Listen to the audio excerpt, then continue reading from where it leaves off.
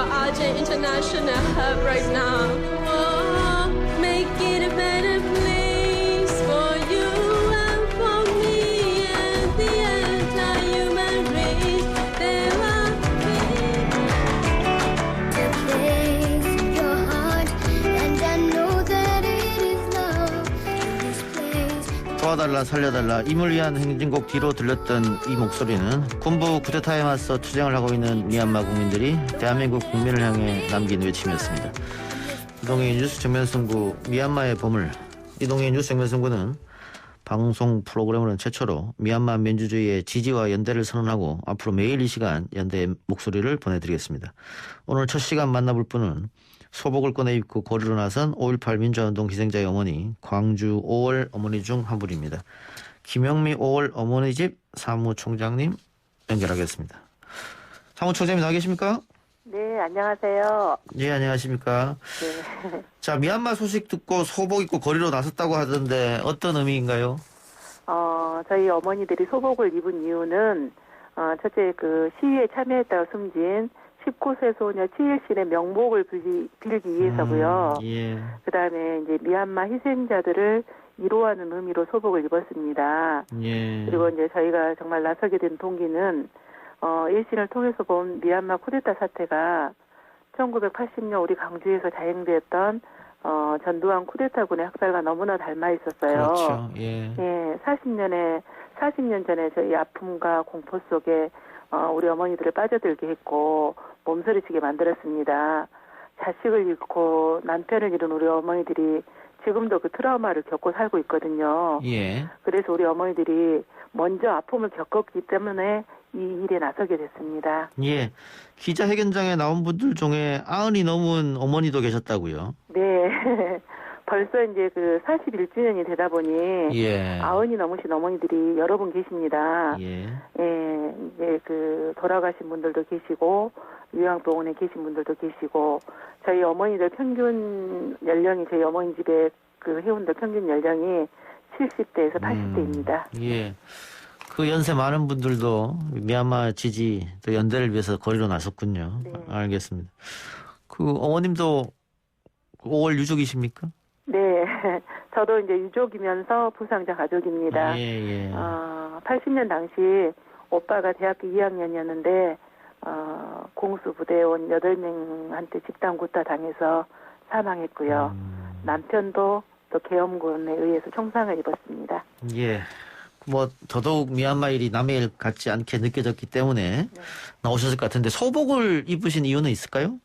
저희가 이제 소복을 입은 이유가 아까도 말씀드렸던 것처럼 그 치일신 그 여학생이 죽었잖아요. 19세 소녀. 그거 기리기 위해서. 그리고 희생자들의 명복을 빌기 위해서 소복을 입었습니다. 예. 그리고 이제 미얀마 희생자들을 정말 위로하는 마음으로, 함께하는 마음으로 저희가 소복을 어머니들이 입었습니다. 예. 미얀마도 광주처럼 지금 시간이 지나면 지날수록 사상자가 많이 나와서 걱정인데,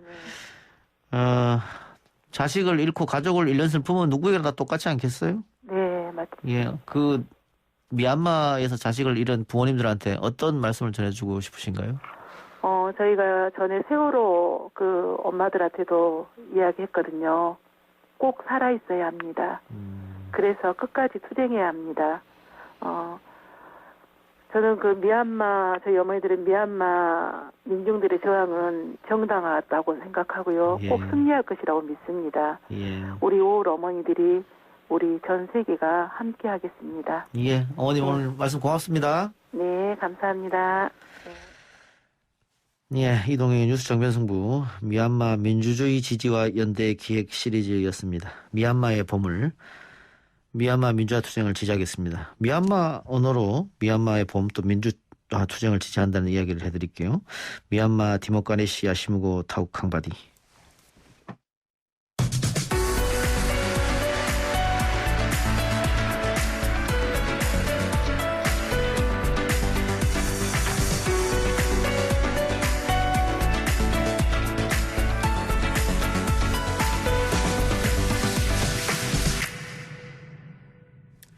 오늘부터 4.7 재보궐선거 사전투표가 시작이 됐죠. 청취자분들 가운데서도 사전투표하고 오신 분들도 계시겠습니다만 언론을 통해 보도되는 후보들의 공약 그리고 발언 이외에 유권자가 후보들의 면면을 살펴볼 수 있는 지점 바로 선거 공보물입니다. 재보궐선거가 치러지는 지역에 계신 청취자분들 아마 집으로 배달된 선거 공보물 받아보셨을 텐데요. 자세히 보지 않고 그냥 버리는 분들도 많다고 하는데 오늘 선거 공보물 조금은 재미있게 살펴볼 수 있도록 전문가와 함께 분석해보는 시간 마련했습니다. 여러분도 혹시 선거 공보물 갖고 계시면 같이 보면서 방송 들어주시기 바랍니다. 최영일 시사평론가 전화 연결하겠습니다. 평론가님 나와 계십니까? 네, 안녕하세요. 예, 공보물 저도 받아봤는데 일단은 뭐 후보들마다 다 들어온 거니까 양이 많고 그렇습니다. 이게 근데 이렇게 표현해도 될지 모르겠습니다만 부자 정당, 가난한 정당이 있지 않습니까? 아유, 드러나죠. 예, 확 드러나네요. 근데 이 돈의 차이가 예, 우리가 흔히 이제 품질, 퀄리티라고 하는데 공보물의 퀄리티도 차이가 큽니다. 예. 근데 공보물 만들 때 역시 규정이 있겠죠. 뭐 이렇게 해서 안 된다, 저렇게 해서 된다. 네네, 규정이 있습니다. 우선은 디자인은 과거보다 많이 자유로워진 편이에요. 예, 하지만 그럼에도 불구하고 공직선거법에 따른 이 선거 공보물 규정이 있고요. 예, 이 규정을 벗어나면 안 되는데 예, 가장 중요한 건 내용입니다. 예, 이 내용이 허위로 담겨 있으면 다 걸러내지 못하는데 나중에 이제 고발되거나 어허. 여기에 대한 법적 처벌이 되는 경우가 있습니다. 그렇죠. 예. 학력 허위 기재라든가 이 국회의원으로 과거에 재임했던 분들 같은 경우에 뭐 성과 같은 거, 예, 내 지역구에 이런 일을 내가 해냈다. 근데 내용이 그게 아닌 것으로 드러나면 이거 이제 이 법적 처벌 받고 그것 때문에 이 공직을 상실하는 경우도 없진 않았습니다. 그러면서 내용의 엄정성, 정확성이 제일 중요하고 아마 보시면 이렇게 이 글이 써 있을 거예요. 이 내용에 들어있지 않은 것은 후보자가 제공하지 않은 정보입니다. 그러니까 공란으로 돼 있거나 비어 있는 게 있거든요. 근데 이건 이제 후보자가 뭐 좀 부실하게 기재를 했거나 혹은 자료 제공을 원천적으로 안 했거나 혹은 뭐 어떤 사정에 의해서 담지 못한 내용이 있는 경우도 있어요. 하지만 그러한 것들을 최대한 이제 법적 규정을 예. 가지고 적어도 유권자가 알아야 할 인적 사항들은 공보물 규정에 의해서 담도록 예. 돼 있고요. 전과, 재산 내역, 가족 관계 적어도 이런 정도는 다 포함되게 돼 있습니다. 그러니까 제가 지금 기호 1, 2번 박영선 또 오세훈 후보 공보지하고 네, 기호 14번 이도엽 후보 공보지를 들고 있는데 네네, 14번 이도엽 후보는 명함만합니다. 맞습니다. 예, 맞습니다. 명함만한데 네. 공통된 사항은 인적 사항, 또 재산 사항 및 병역 사항, 또 세금, 또 전가 기록 이렇게 공통 사항이거든요. 이걸 만약에 속이게 되면 나중에 당선되더라도 자격이 박탈될 수 있다 이 말씀이잖아요. 그럼요. 그러면 이제 허위 정보 기재가 돼서 예. 엄하게 처벌받습니다. 그런데 지난 총선 때 국민의힘의 조수진 또 민주당의 김홍걸 이 두 후보는 재산을 다 네. 신고를 안 했다. 근데 재판 갔는데 벌금 뭐 100만 원 이하 받아서 네, 맞습니다. 국회의원 유지하던데요? 그러니까 많은 국민들이 이제 분노한 대목이죠. 예. 여에서 야에서 다 같은 사례가 나왔는데, 근데 이제 이게 수억 대의 재산을 누락하고도 뭐 깜빡했다 예. 또는 이제 저 신고 과정에 작성 과정에 실수가 있었다, 착오가 있었다 이렇게 했는데, 근데 이게 아까 말씀드린 대로 이게 엄중한 사안에 대해서는 이게 공직선거법이 엄중한 건 아시죠? 벌금 100만 원 이상만 되면은 이 당선 무효가 됩니다. 그러니까요. 뭐 이거는 금고, 징역, 집행유예 말할 것도 없고요. 그런데 이게 이제 국민들의 눈높이보다는 그렇게 과하지는 않았다. 하지만 벌금이 떨어졌다는 것은 유죄는 유죄다. 죄는 지었다는 거죠. 예. 다만 이제 이 직을 상실하지 않는 정도였다는 점에서 자, 이렇게 되면 앞으로 재산 누락하는 경우가 왕왕 생기지 않겠느냐. 이렇게 이제 법원에 대해서 좀 더 유권자들의 질타가 있었던 대목이고요. 예. 앞으로는 더 엄격해지리라 기대를 해봅니다. 아니 근데 자기 재산이라든가 병역사항이라든가 정가라든가 학력이라든가 이거를 몰랐다 나는 뭐 착각했다 빠뜨렸다 이게 가능한가요? 네. 좀 이해가 좀 안 되네. 그러니까 저는 왜 법정에서 예. 재판부가 그 뻔한 거짓말을 받아줘서는 안 된다고 생각을 하는데 예. 근데 이제 문제는 물증과 심증이 또 이제 갈리긴 하니까 뭐 예를 들면 여러 가지 이유를 대지 않겠습니까? 그런데 조금은 더 이런 부분을 말씀드린 대로 엄격해졌으면 좋겠습니다. 저도 예를 들면 이게 예금이에요. 예. 뭐 이 조 의원의 경우에는 자 5억 원의 예금이 있는 것을 제가 깜빡 몰랐습니다. 기억을 못했습니다. 그러면 아우 그럴 수 있을까 싶어요. 믿기지 않는 거죠. 뭐. 예. 이건 이제 개인적인 소견입니다만 그러다 보니까 국민 다수가 어떻게 저런 걸 까먹을 수 있는다는 생각을 하니까요. 예. 그건 좀 재판부가 감안을 해주셔야 되겠죠. 자, 정가는 벌금 100만 원 이상이면 다 기록해야 됩니다. 그렇죠? 맞습니다. 예. 그러니까 예를 들면 이 굉장히 우리가 알게 모르게 많은 정과가 있죠. 대부분의 우리 국민들이 가지고 있는 정과는 도로교통법 위반이에요. 뭐 음주운전으로 벌금 예. 100만 원이다. 그럼 정가가 되는 거니까. 음주운전은 센 거죠. 예. 이거는 정말 이 정과라고 봐야 되고 예. 음주운전은 이 전력도 나오고 한 번 잘못하면 이건 뭐 저 방송인이나 우리가 많이 보는 저 또 예능인들 이건 근데 공인은 더 엄격해야 되겠죠. 그래서 이런 부분들은 크게 기사화되고 문제가 되는데 뭐 이제 소소한 딱지 불법 유턴을 했다, 신호 위반을 했다 그런 경우에 이제 우리가 보통 스티커라고 얘기하는 한 4만 원에서 10만 원 사이에 이제 범칙금을 부과받지 않습니까? 예. 그런 건 세세하게 들어가진 않아요. 하지만 말씀하신 대로 이제 벌금 100만 원이면 음주운전도 좀 정도가 컸다든가 예. 교통사고를 냈는데 이거는 과실로 인해서 좀 큰 사고가 났다든가 예. 정도 이상의 것이고 우리가 아까 나눈 바대로 정말 재산을 누락했다. 이게 공직자로서는 이게 적지 않은 과실일 것 같은데 의외로 벌금 100만 원 아래를 때리는 경우도 있잖아요. 예. 그러니까 벌금 100만 원 이상이면 그래도 어느 정도 우리가 주목해봐야 되는 작지 않은 범죄에 대해서 처벌 경력이 있다. 이것도 좀 꼼꼼하게 보셔야 되는 것이 여러 개가 있으면 우리가 상습이라고 얘기하지 않습니까? 그렇죠. 그러면 우리가 이제 이 서울 시민들, 뭐 부산 시민들의 경우에 정말 이 수년간의 행정을 맡기게 되는 수장인데 엄청난 예산을 씁니다. 예. 특히 경제범죄 같은 것은 좀 꼼꼼하게 들여다보실 필요가 분명히 있겠습니다. 예. 자, 그런데 제가 오프닝에서도 말씀드렸습니다만 솔직히 저도 좀 비슷한데 받자마자 잘 안 보고 또 쓰레기통으로 가는 경우가 많아요. 대부분 그래요. 그쵸? 대부분 그래요. 그런데 예. 저는 꼭 두 가지 말씀드리고 싶은 게 예. 뽑히는 선택되는 후보는 한 명입니다. 예. 그리고 지금 둘 중에 누가 될까 우리가 이런 고민들을 언론에서 다 쏟아내고 있는데요. 예. 하지만 우리 정치가 발전하려면 군소 후보들을 잘 보고 잘 키울 필요가 있습니다. 예. 그래서 이제 물론 우리 양당 구도 정치의 폐해를 늘 국민들이 불편해하고 난 이번에 찍을 후보 없어 그러는데 정말 사표를 내고 투표장에 안 가시는 것보다는 예. 그럼 내가 찍기 싫은 후보들을 제외하시고요. 공보물을 한번 보시면 의외의 논란들이 있거든요. 예. 정말 다양합니다. 이번 그 서울시장 후보들은 그 어느 때보다 다양한데 또 젊은 후보들이 많고요. 예. 또 그리고 이제 각각의 색깔들을 담고 있습니다. 디자인 자체도 색깔이 다양하지만 상당히 지금 언론에서 보면 서울시장 선거나 이제 주요 선거 때마다 지난 총선에도 그랬는데 이번에도 아마 7번 보면 아실 거예요. 7번 이 후보. 근데 거기에 굉장히 굵직한 이제 볼드체로 예. 이 명함에도 써 있고 현수막에도 써 있고 그렇던데요. 예. 이 공보물 표지에도 자 나라에 돈이 없는 것이 아니라 도둑놈이 많은 것입니다. 그럼 이런 또 이 캐치플레이즈나 슬로건은 맞아 하시거든요. 다만 이제 이 후보의 경우는 굉장히 여러 차례 나온 후보고 대선도 나왔었는데 대통령 선거 때 나왔고. 네. 근데 이 후보의 경우에는 또 이제 공약이 재밌잖아요. 예. 그래서 오히려 정치 기사보다는 연예 기사에서 많이 또 회자된 후보이기도 해요. 재미로 한번 보셔도 이런 발상도 나올 수 있구나 하고 한번 또 이제 이 나의 고정관념을 좀 발상에 전환을 하는 기회도 되고 그 외에 젊은 후보들도 의외의 놀랄만한 공약들을 담고 있는 군소 후보가 많은데 그냥 이 자료들을 버리기에는 아깝다. 한번들 보면 서울시에 대해서 새로운 시각들이 생길 수 있는 인사이트를 분명히 얻으실 수 있습니다.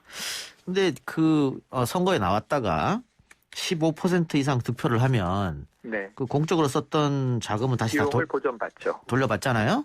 네. 그렇기 때문에 이제 큰 정당 후보들은 공보물도 이제 돈을 많이 써서 만듭니다. 맞습니다. 그런데 이게 기호가 뒤로 가면 갈수록 작은 정당들은 15% 받기가 어려우니까 그렇죠? 예. 그러면 이제 여기서부터 아껴 쓸 수밖에 없는 거네요. 돈 안 쓰는 선거를 할 수밖에 없죠. 예. 그러니까 유세, 현수막 이런 분들은 유세 차량이 어디 있겠어요. 예. 최대한 발로 뛰는 거죠.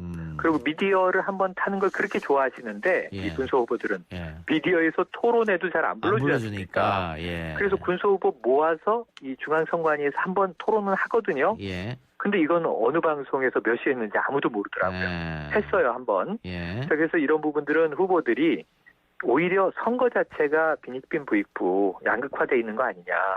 군소 후보들을 키워주기 위해서 풀뿌리 민주주의를 좀 살리기 위해서는 이런 후보들에 대한 지원책이 나와야 되는 거 아니냐. 이런 얘기가 있는 것도 사실이고 상당히 저는 일리가 있다고 생각하는데 그러다 보니까 이제 후보들이 아이디어를 쥐어짜서 아까 말씀하신 후보의 경우에는 명함만한 사이즈로 공보물을 만들기도 하고 어떤 후보는 한 장으로 만듭니다.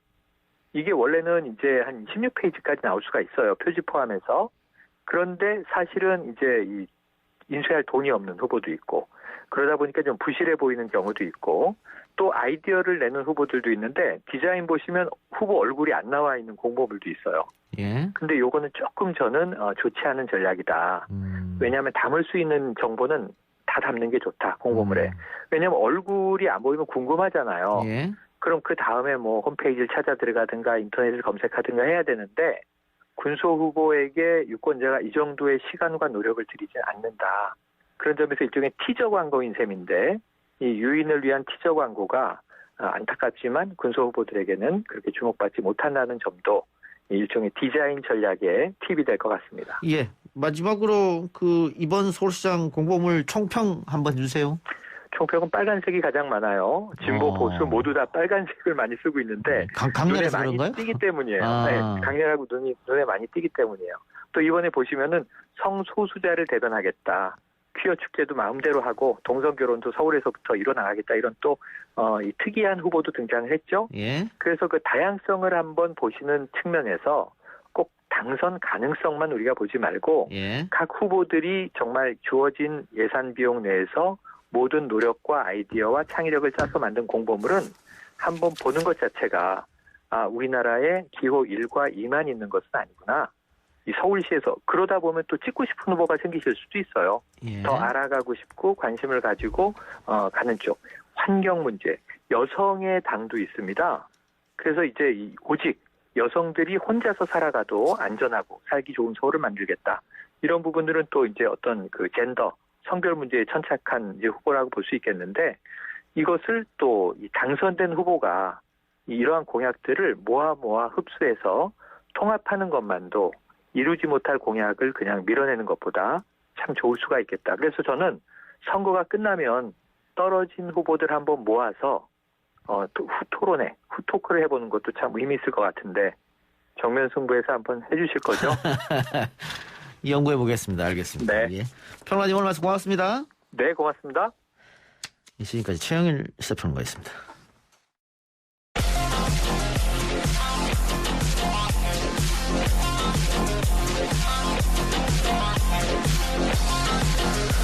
오늘 나온 뉴스를 언박싱 해드립니다. 기자 언박싱. 오마이뉴스 박종 기자 연결하겠습니다. 박 기자님. 네, 안녕하십니까. 코로나 신규 확진자가 또 500명대입니다. 그렇습니다. 사흘 연속 500명대인데요. 지금 확진자 숫자를 보면 지역 발생이 533명, 해외 예비 25명으로 총 558명의 신규 확진자가 발생을 했습니다. 특히 이게 수도권을 넘어서 비수도권에서도 집단 감염이 속출하면서 전국적 재확산 우려가 커지고 있고요.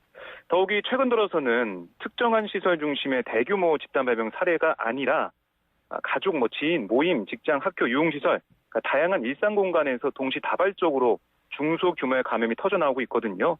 그래서 정부의 방역 대응을 더욱 어렵게 하고 있는 상황이고 또 백신 접종이 본격화하는 상황에서 아무래도 백신 접종하는데 의료진들이 또 투입이 되기 때문에 방역이 또 소홀할 수 있는 게 아니냐 이런 우려도 나오고 있는 상황입니다. 예. 네. 그러면은 거리두기 단계가 또 달라지는 것 아니냐. 일단 부산에서는 오늘부터인가요? 거리두기를 2단계로 네. 격상한다 그러더라고요.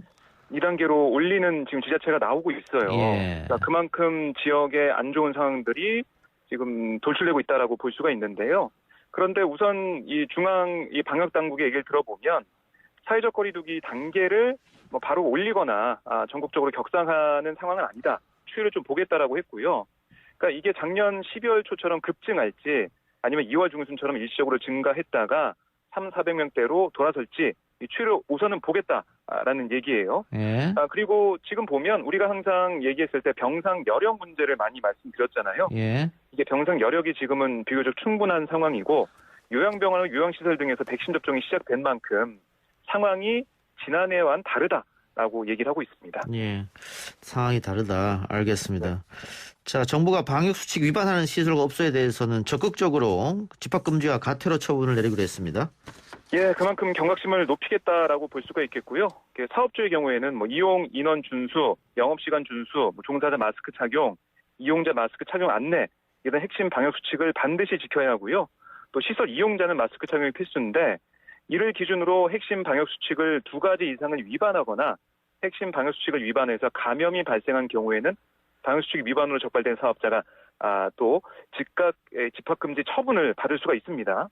그러니까 현재 위반 업소에 대해 기존의 경고 단계 없이 바로 열흘간 영업정지 처분을 내릴 수 있도록 감염병 예방법 시행규칙 개정안은 입법 예고를 하고 있거든요. 예. 개정이 완료되는 대로 즉시 시행할 계획이고요.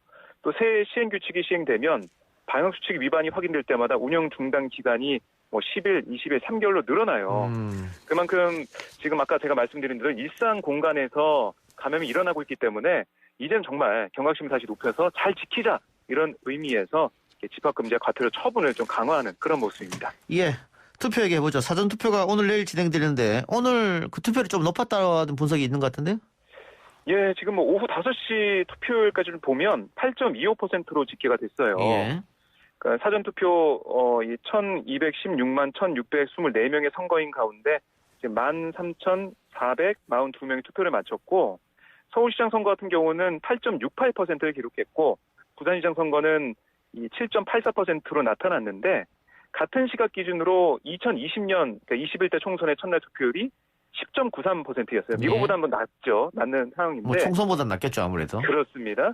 반면에 2018년 지방선거에서는 8.01%였어요. 그러니까 이거보다 높은 건데 다시 서울과 부산 각각 투표율을 보면 서울이 6.99%였고 부산이 6.76%였습니다. 예. 그러니까 그때보다는 훨씬 높은 거죠. 예. 그만큼 관심이 많다라고 볼 수 있겠습니다. 알겠습니다. 내일도 어느 정도 투표를 기록할지 좀 지켜보고요. 네. 한동안 지속기만 하던 서울 아파트 매수 심리가 7주 연속 내리면서 진정되고 있다. 전세물도 많이 나오고 있다. 가격 하락이 된 매물권도 나오고 있다. 이런 얘기가 나오고 있어요? 그렇습니다. 전세 가격은 낮아지고 있다라는 것은 어제 뉴스가 좀 나왔고 오늘 보면 한국부동산원이 내놓은 그 지수를 보니까요. 아파트 매매 수급 지수라는 게 있습니다. 이게 101로 지난주 104.1보다 3.1%가 내려갔어요. 예. 그러니까 기준선 100에 바짝 다가섰는데요. 그러니까 이게 0에 가까울수록 공급이 수요보다 많다는 걸 나타내고 예. 200에 가까울수록 수요가 공급보다 많음을 의미합니다. 예. 그러니까 지금 100에 가까워지고 있고 더 낮아지고 있으니까 그만큼 매매 수급 지수 어떻게 보면은 이제 심리적으로는 아직 탈 때가 아니다라는 생각이 좀 많아진다라고 볼 수가 있겠습니다. 이 정부의 강력한 정책이 이제 효과가 나오는 건 아니냐. 특히 6월달이 세금 내는 날이기 때문에 그렇습니다. 그때를 기준으로 많이 내놔서 공급이 늘어나는 게 아니냐. 이런 분석이 있는 것 같습니다. 오늘 말씀 고맙습니다. 네, 고맙습니다. 박조 기자였습니다.